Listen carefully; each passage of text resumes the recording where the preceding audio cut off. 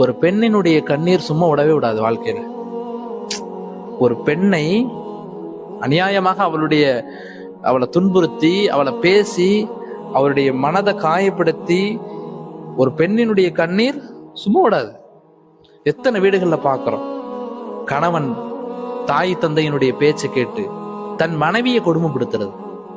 என்ன நீ இப்படி இருக்க, என்ன நீ அப்படி இருக்க, எங்க அம்மா அப்படி சொல்லிட்டாங்களே, எங்க அத்தா இப்படி சொல்லிட்டாங்களே, எங்க அம்மாக்கு நீ இப்படி பண்ண மாட்டியா, எங்க அத்தாக்கு அப்படி பண்ண மாட்டியா. தாய் பேச்சை கேட்டு, தந்தையுடைய பேச்சை கேட்டு வீட்டுக்கு வந்த மனைவிய திட்டுறது, கொடுமைப்படுத்துறது.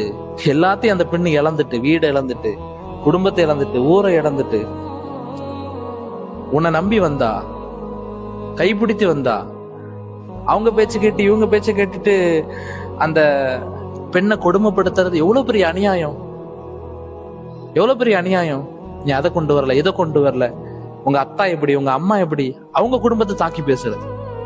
அந்த பெண் ரூம்ல உட்காந்து அழுவதான் முடியும், வேற என்ன செய்ய முடியும். பெண்ணினுடைய கண்ணீர் சும்மா விடவே விடாது, வாழ்க்கையை அழிச்சிரும்.